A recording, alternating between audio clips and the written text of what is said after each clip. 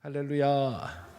복되고 즐거운 주일입니다. 지난 한 주간에도 믿음의 선한 싸움을 싸우라 하시는 주님 말씀을 기억하며 하나님께서는 우리를 너 하나님의 사람아 라고 부르시는데 과연 나는 하나님의 사람답게 생각하고 하나님의 사람답게 말하고 그렇게 행동하며 살아갔는지 자기 자신을 돌아보며 한 주를 보내시고 오늘 주일을 맞이하여 주님 앞에 예배하기 위하여 오늘 이 자리에 나오신 우리 성도 여러분 한 분 한 분을 먼저 주님의 이름으로 사랑하며 축복하며 환영합니다. 오늘도 영과 진리로 예배 드릴 때 하나님 주시는 은혜와 평강이 충만하시기를 간절히 소망합니다. 오늘 이 아침에는 주신 말씀 예레미야 9장 7절로 16절의 말씀으로 울며 부르짖으며 슬퍼하나니라는 제목으로 복음 증거하도록 하겠습니다. 남자는 평생 3번 운다는 말이 있습니다. 첫 번째로 우는 것은 태어났을 때 내가 세상에 태어났다 하는 것을 세상 가운데 알리기 위하여 힘차게 울고, 두 번째로는 부모님께서 돌아가셨을 때에 눈물을 흘립니다. 세상에 나를 있게 하신 바로 그 부모님이 더 이상 함께 하시지 못함을 아쉬워하며 흘리는 눈물이 됩니다. 그리고 세 번째 흘리는 눈물은 나라가 망했을 때 흘리는 눈물이라고 했습니다.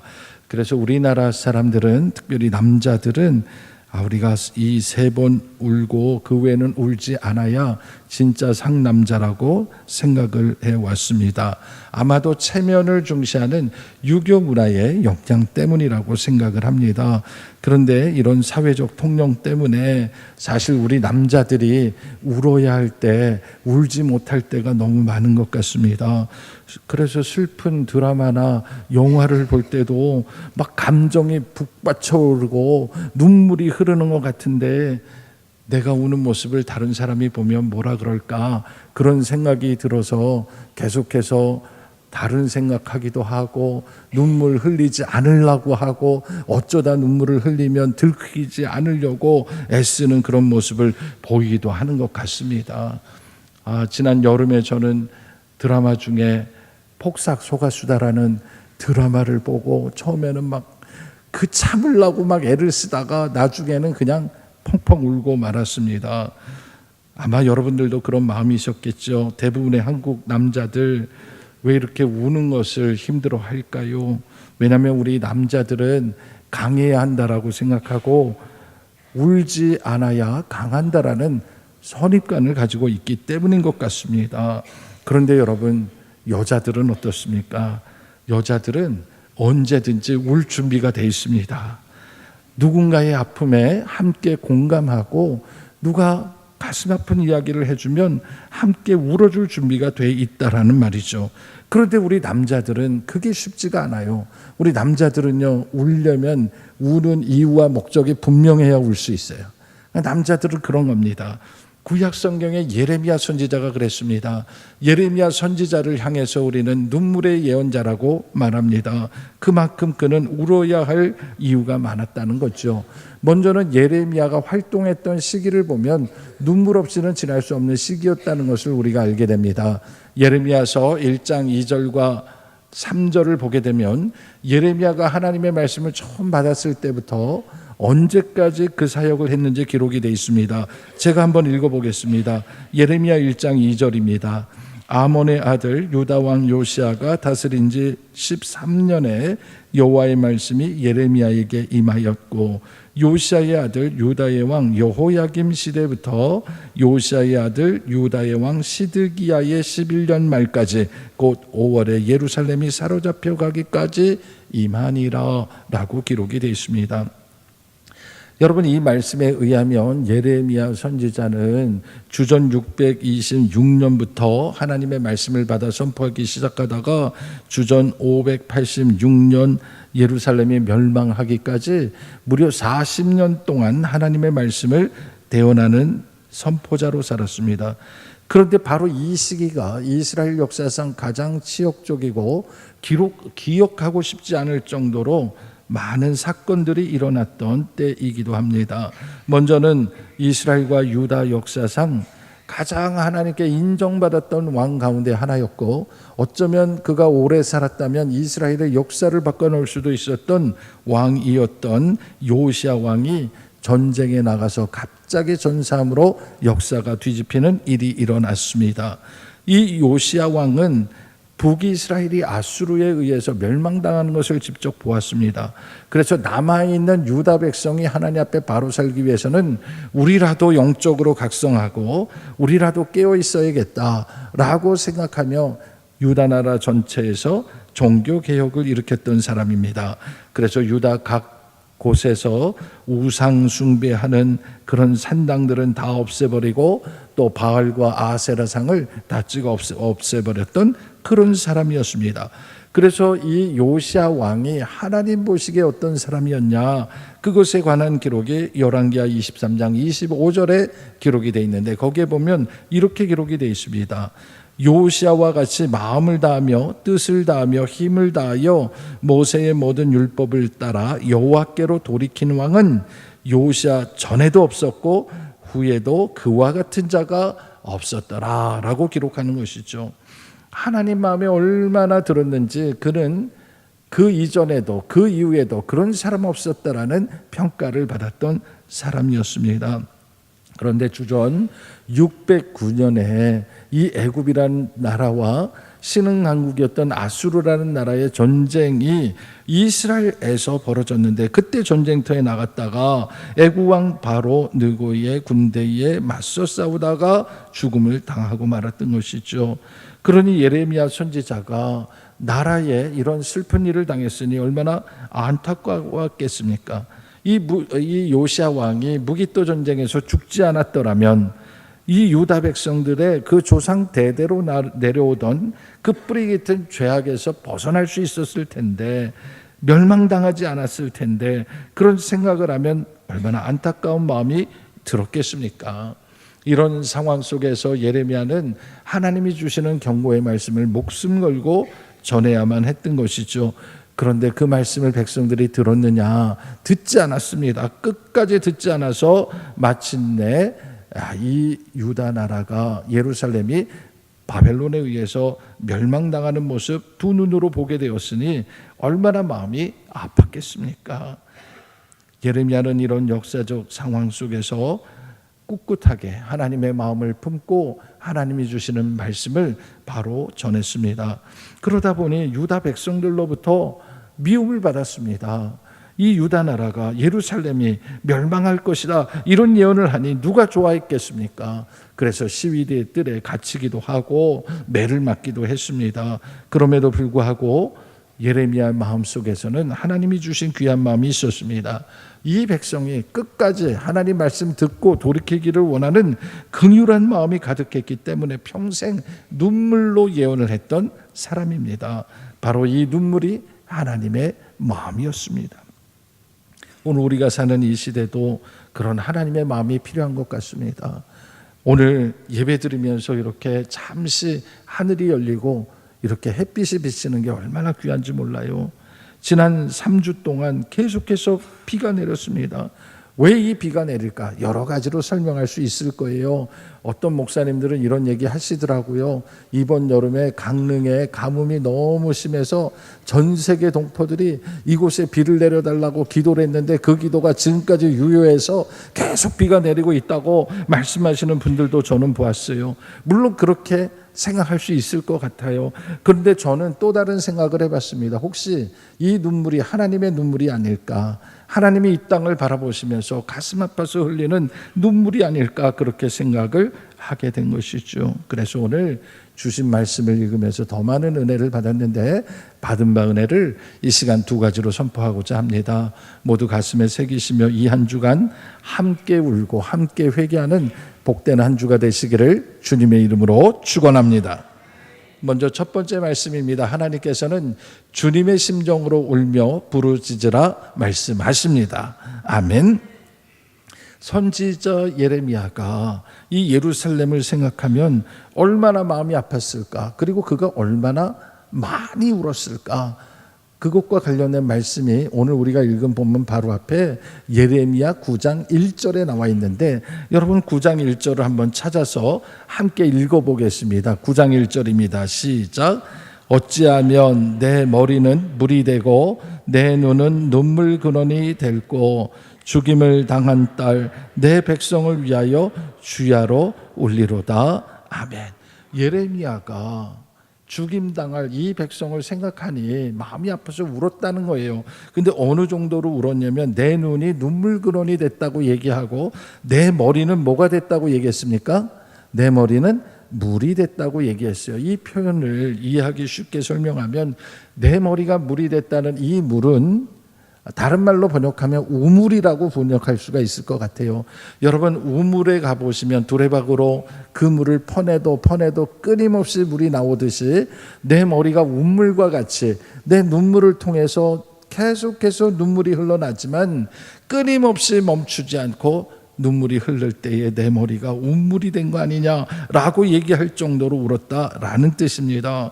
그러면 왜 이렇게 울었는가? 그것은 우리가 읽은 본문 9장 바로 앞에 8장 마지막에 세 가지 이유를 얘기하고 있는데, 첫째는 예레미야는 하나님의 심판이 임박했다는 것을 너무나 분명하고 확실하게 알았기 때문이라는 것이죠. 그래서 내 마음이 괴로워서 병이 들었다, 마음이 병들 정도로 힘들었다고 얘기를 합니다. 그리고 또 말하기를 세상 사람들이 하나님께서 더 이상 시온에 계시지 않는 거 아니냐, 하나님이 이제 더 이상 너의 왕이 아니신 거 아니야, 그렇게 조롱하는 이야기를 들으니 눈물이 멈추지 않았다는 것입니다. 그리고 세 번째는 추수할 때가 됐는데 아무것도 얻은 것이 없으니 장차 어떻게 살아가야 할까, 이 나라를 바라보면서 마음이 아파서 눈물을 흘렸다라고 얘기하는 것입니다. 요즘 우리의 모습이 꼭 그런 것 같습니다. 비가 계속 오다 보니까 여러 곳에 다니다 보면 속초 인근에 나가면 논밭에 아직까지 추수가 안 된 그런 벼들을 볼 때 마음이 너무 아픈 거죠. 어떤 집은 미리 추수해서 큰 문제가 없겠지만 추수하다가 멈춘 집들이 있습니다. 아직까지 추수를 기다리는 곡식들이 있는데 비가 그치면 추수해야지 그렇게 마음 먹고 있는데 비가 계속해서 내리니까 아마 애써 지은 농산물들이 다 썩어 사라지는 게 아닐까, 그렇게 생각해 보면 그 농사 지은 사람들의 수고 헌신을 보면 눈물이 날 수밖에 없다라는 것이죠. 예레미야가 그랬던 거예요. 이 나라가 앞으로 그렇게 살기 힘들어질 걸 생각해 보니 눈물이 났다고 얘기하는 겁니다. 그와 더불어서 이 예레미야 선지자가 내 눈물이 내 눈에서 근원이 됐다라고 얘기한 이유를 7절 오늘 말씀에서 이렇게 얘기했습니다. 그러므로 만군의 여호와께서 이와 같이 말씀하시되 보라, 내가 내 딸 백성을 어떻게 처치할꼬 그들을 녹이고 연단하리라 말씀하셨어요. 하나님께서 이 이스라엘을, 유다 백성을, 예루살렘 사람들을 하나님은 그냥 사랑하시는 게 아니라 딸처럼 사랑하시고 딸처럼 아끼신다는 거예요. 그런데 이 유다 백성들이 하나님 앞에서 도저히 용서받을 수 없는 죄를 짓고 돌이키지 않을 때 내가 어떻게 할꼬 하면서 하나님께서 고심하는 심정을 그대로 드러내고 계시는 거예요. 이 백성이 입만 열면 거짓말하고 입만 열면 다른 사람 죽이려고 다른 사람을 공격하는 말을 하고 겉으로는 화평을 얘기하고 있지만 뒤로는 음모를 꾸미고 있고, 이 모든 일들을 하나님이 모르시는 것 같지만 다 알고 계시고 꿰뚫어 보시니까 하나님께서 어찌할꼬라고 얘기하며 이 백성을 하나님께서 심판하실 수밖에 없다, 그렇게 말씀하시는 거예요. 왜냐하면 우리 하나님은 사랑과 공의의 하나님이시기 때문이에요. 하나님은 하나님의 백성을 정말 자기 딸처럼 사랑하시는 사랑의 하나님이심을 믿으시기 바랍니다. 그런데 하나님께서는 그 하나님의 자녀들이 죄악을 행하면서 돌이키지 않을 때는 하나님께서 반드시 심판하시는 공의의 하나님이시라는 겁니다. 그래서 이 사실을 아는 예레미야 선지자가 중간에서 견딜 수 없어 눈물을 흘리는 것입니다. 장차 일어날 일들을 10절에 보니까 이렇게 얘기했습니다. 내가 산들을 위하여 울며 부르짖으며 광야 목장을 위하여 슬퍼하나니 이는 그것들이 불에 탔으므로 지나는 자가 없으며 거기서 가축의 소리가 들리지 아니하며 공중의 새도 짐승도 다 도망하여 없어졌음이라 말씀하셨어요. 여러분, 하나님께서요 이렇게 진노하시면 하나님의 사랑하는 딸 예루살렘도 유다도 아무것도 남김없이 다 태워버리겠다고 그렇게 말씀하신 거예요. 얼마나 무서운 얘기입니까? 그래서 예레미야 선지자는 그 다음에 보면 하나님이 하실 일들을 쭉 얘기하는데 11절 말씀을 보면 내가 그러고 시작을 합니다. 여러분, 11절 말씀에 내가 할 때 이 내가가 누구겠습니까? 11절을 함께 읽어보겠습니다. 시작. 내가 예루살렘을 무더기로 만들며 승냥이 굴이 되게 하겠고 유다의 성읍들을 황폐하게 하여 주민이 없게 하리라. 아멘. 이 내가가 예레미야 선지자를 말하겠습니까? 아니면 전능하신 하나님을 말하겠습니까? 여기에서 말하는 내가는 바로 하나님께서 하신다는 거예요. 그런데 예레미야 선지자는 그 하나님의 말씀을 받아서 전하면서 마치 하나님의 마음처럼 여기에서 말하는 내가가 하나님이 말씀하시는 것인지 예레미야가 말씀하는 것인지 구분이 되지 않을 정도로 애타는 마음으로 그렇게 전하고 있다라는 거예요. 왜냐하면 하나님께서는 하나님이 사랑하시는 백성들이 하나님의 명령과 규례와 법도를 떠나 하나님께서 절대로 섬기지 말라고 경고하신 그 헛된 우상들을 섬기고 거짓으로 가득한 포악한 세상을 만들었기 때문에 하나님이 심판하실 것이요 그 결과는 참혹할 것이라고 말씀하시는 거예요. 여러분, 이것이 하나님께서 예레미야를 통하여 주신 말씀인 줄로 믿으시기 바랍니다. 그런데 그 말씀을 전하는 중간에 예레미야가 얼마나 가슴이 뜨거운지 마치 하나님의 심정, 하나님의 마음으로 전하면서 주체할 수 없이 눈물을 흘리며 괴로웠다고 말하는 것이에요. 저는 오늘 우리 성도들의 마음이 이런 예레미야의 마음과 같아지기를 간절히 소망합니다. 이 죄악된 세상을 보며 하나님께서 얼마나 안타까워하실까.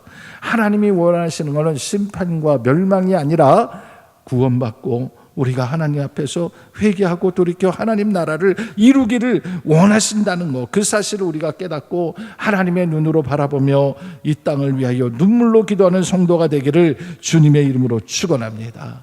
특별히 아직까지 구원받지 못한 우리의 가족들, 자녀들, 그리고 우리의 가까이 있는 형제자매들, 친구들, 이들이 돌이켜 회개하고 하나님 나라의 구원받기까지 우리 모두가 눈물로 기도하는 자리가 되기를 간절히 소망합니다. 여러분, 한 사람이 돌이켜 회개하기까지, 그래서 구원받고 새 생명 얻기까지 저절로 되는 법은 없습니다. 누군가가 반드시 그 뒤에서 울고 기다리고 부르짖고 하나님께 기도할 때 하나님의 역사는 일어나는 것이에요.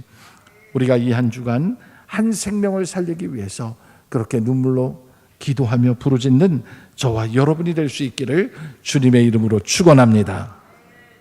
두 번째로 기억할 말씀이 있습니다. 하나님께서는 회개하지 않으면 심판이 기다린다 말씀하십니다. 아멘. 여러분, 예레미야 선지자가 하나님의 심정으로 그렇게 말씀을 선포했습니다. 그렇게 선포했기 때문에 그는 눈물을 흘릴 수밖에 없었어요. 그가 눈물을 흘릴 수밖에 없었던 또 다른 이유가 있습니다. 그가 눈물을 전할 때 특별히 그와 함께 동역자가 되어 기도해 주어야 할 대제사장들이 오히려 그를 핍박하고 미워했기 때문입니다. 왜 예레미야 선지자를 다른 선지자들이 미워하고 핍박했겠습니까? 거기에는 예레미야 7장에 나와 있는 성전 설교 때문입니다. 예레미야 7장에 보면 예레미야는 하나님께서 예루살렘 성전에 대해서 실망하시고 예루살렘 성전에 대해서 하나님께서 심판하신다는 말씀을 전했습니다. 대표적인 게 예레미야 7장 4절 말씀이에요. 거기에 이렇게 되어 있습니다. 너희는 이것이 여호와의 성전이라, 여호와의 성전이라, 여호와의 성전이라는 거짓말을 믿지 말라라고 얘기를 했습니다. 그러니 그 당시에 수많은 제사장들이 예루살렘에서 그곳에서 제사를 드리고 하나님의 제사장 일을 하고 있었는데 여기만이 하나님이 임재하는 곳이요, 여기만이 우리가 참된 예배를 드릴 수 있는 곳이다. 그렇게 그들은 믿고 주장했습니다. 그런데 예레미야 선지자는 하나님께서 그렇지 않다는 거예요. 그걸 믿지 말라는 거예요. 전면적으로 이것을 부정했기 때문에 다른 제사장들로부터 미움을 살 수밖에 없었습니다. 왜 그랬습니까? 예레미야 선지자가 말하는 성전은 겉모양만 반듯한 성전, 겉모양만 거룩한 성전을 얘기하는 게 아닙니다. 그 안에 참된 예배자가 있고 하나님 앞에 마음과 뜻과 온 힘을 다하여 예배하지 않으면 그곳이 참된 성전이 될 수 없음을 말씀하고 있는 거예요. 우리 하나님 앞에 우리가 전심으로 예배할 때 하나님의 능력이 나타나는 줄로 믿으시기 바랍니다. 그런데 당시의 제사장들 듣기에 거북했죠. 그들은 예배드리는 형식과 격식과 그 모든 것들에 관심을 가졌지 우리의 마음과 중심을 하나님께 드리는 것과는 거리가 멀었기 때문입니다. 뿐만 아니라 이 유다 왕 요시야가 무기또 전쟁에서 죽고 난 후에 이 유다 백성들의 이 정치 외교적으로 어마어마한 혼란이 찾아왔습니다. 왜냐하면 이 전쟁에서 승리한 애굽 왕 바로 느고가 이 유다의 정치에 관여를 하기 시작했습니다. 요시야 왕이 죽고 난 후에 이 유다 백성들은 그 뒤에 여호아스를 왕으로 세웠습니다. 그런데 애굽 왕이 강제로 폐위시켜 버렸습니다. 그리고 그 자리에 애굽 사람들의 말을 잘 듣는 여호야김이라는 사람을 왕으로 세워버린 거예요. 그래서 그때부터 여호야김이 왕이 돼서부터 나라의 모든 정책이나 나라의 모든 방향이 애굽의 눈치를 보고 애굽 사람들의 비율을 맞추는 친애굽적인 그런 모습으로 바뀌어버렸다는 거죠. 여러분, 이런 상황 속에서 하나님께서는 예레미야 선지자에게 주신 말씀이 뭐예요? 애굽을 의지하지 말라는 거예요. 사람을 의지하지 말라는 거예요. 하나님께로 돌아가라는 거예요. 그렇지 않으면 바벨론에 의해서 멸망당할 거라고 외쳤던 것이죠. 그런데 이스라엘 백성은 듣지 않았습니다. 여호야김이 듣지 않았습니다. 결국 이 바벨론 제국에 의해서 망하게 된 것이죠. 유다 백성들은 하나님의 성전이 있는 이 예루살렘 절대로 무너질 리가 없다고 믿어왔습니다. 그런데 그 예루살렘 성전조차도 무너지고 불타버리고 폐허가 됐던 것이죠. 여러분, 예레미야 선지자의 예언은 하나님께서 주신 말씀이기에 다 이루어졌습니다. 안타까운 것은 요시야의 종교 개혁으로 말미암아 그 지방의 많은 작은 성소들 다 요시야 때 없애버리고 예루살렘 중심의 성전만 강조하다 보니 하나님께서 임재하시는 곳이 편협하게 돼버리고 이 예레미야 선지자를 통해서 하나님의 살아계심을 선포해도 그들은 하나님을 인정하지 않았던 거예요. 그래서 하나님께서 예레미야를 통해서 주신 그 말씀들을 기록해서 서기관 바룩을 통해서 여호야김 왕 앞에 가서 다 선포를 하는데, 선포할 때마다 칼을 들고 그 두루마리 성경을 다 찢어버리고 불에 태워버리는 악한 일을 행했던 것입니다. 그러니 예루살렘 성전 제사장들 뿐만 아니라 이 예레미야의 고향 사람 아나도 사람들까지도 예레미야를 미워하고 죽이려 했던 것입니다. 여러분, 이렇게 우리의 신앙을 하나님께서 주시는 마음으로 돌이키기 위해서 어떻게 해야 할까? 우리는 여러 가지를 생각하는데 오늘 주신 말씀 가운데 특별히 하나님이 주신 말씀이 있습니다. 여러분, 13절과 14절을 함께 읽어보겠습니다. 시작. 여호와께서 말씀하시되 이는 그들이 내가 그들의 앞에 세운 나의 율법을 버리고 내 목소리를 순종하지 아니하며 그대로 행하지 아니하고 그 마음의 완악함을 따라 그 조상들이 자기에게 가르친 바알들을 따랐음이라. 아멘. 하나님께서 분명히 어떻게 해야 되는지를 말씀하셨어요. 왜 이런 일이 벌어졌는지, 어떻게 돌아가야 하는지를 말씀하셨는데 그것을 두 가지로 요약해 봅니다. 하나는 하나님께서는 형식적이고 위선적인 제사를 극도로 싫어하신다라는 사실입니다. 하나님께서는 이스라엘 백성과 시내산에서 하나님 백성 되기로 약속하고 그 언약을 세웠습니다. 그 언약 가운데는 고아와 과부와 나그네를 사랑하라 했습니다. 그런데 지금 이 백성은 하나님과의 맺은 언약을 완전히 무시하고 고아, 과부, 나그네를 압제하고 있습니다. 사회적 약자를 돌보지 않고 있습니다. 부정부패가 만연한 세상을 만들어버렸습니다. 하나님께서는 그런 세상에서 아무리 많은 희생의 제사를 드려도 하나님은 기뻐 받으시지 않는다는 것을 알게 하시기 위하여 예레미야를 통하여 회개하도록 말씀을 주신 것이에요. 오늘 우리도 마찬가지입니다. 우리가 드리는 예배가 정말 마음과 정성과 뜻을 다하여 하나님께 드려지는 예배가 되기를 주님의 이름으로 축원합니다. 예배의 형식도 중요하고 예배의 격식도 중요합니다. 그러나 그것을 뛰어넘어서 정말 전심으로 드리는 예배가 되기를 소망합니다. 또 하나 전능하신 하나님께서는 예루살렘 성전 안에만 가두어 두기에는 너무나 크고 위대하신 하나님이라는 것을 알라고 말씀하시는 거예요. 여러분, 하나님은 위대하십니다. 하나님은 무소부재하십니다. 우리가 어디를 도망가도 하나님은 그곳에 계시고 다 보고 계십니다. 우리는 하나님은 성전에만 계시고 이곳에서만 만나 주시고 내가 살아가는 삶의 현장에서는 하나님이 눈 감아 주시기를 바라지만 하나님은 그런 하나님이 아니십니다. 우리가 이곳에서 하나님을 만나고 하나님의 뜻을 깨닫고 내 삶의 자리가 예배가 되기를 주님은 원하시는 줄로 믿으시기 바랍니다. 하나님은 영이시기 때문입니다. 그래서 오늘 우리가 예배를 드리며 우리의 연약한 부족함을 주님이 다 알고 계십니다. 그럼에도 불구하고 우리 주님께서는 우리가 돌이켜 영과 진리로 예배드리기까지 참고 인내하고 기다리고 계신다는 사실을 우리가 기억하며 이제는 우리도 예레미야 선지자처럼 하나님의 마음을 품고 눈물로 부르짖고 눈물로 회개하고 하나님의 역사를 이뤄나가기를 간절히 소망합니다. 이 한 주간 주신 말씀 붙들고 우리가 함께 슬퍼하고 함께 회개하고 함께 새로운 시대를 맞이하는 저와 여러분이 되기를 주님의 이름으로 축원합니다. 기도하겠습니다. 은혜롭고 자비로우신 아버지 하나님, 하나님께서는 창세전부터 우리 한 사람 한 사람을 주님의 자녀로 택하여 주시고 오늘도 은혜의 자리로 불러주셨음을 믿습니다. 그런데 우리는 아직도 하나님 말씀대로 온전히 살아가지 못하고 영과 진리로 예배드리지 못하고 있습니다.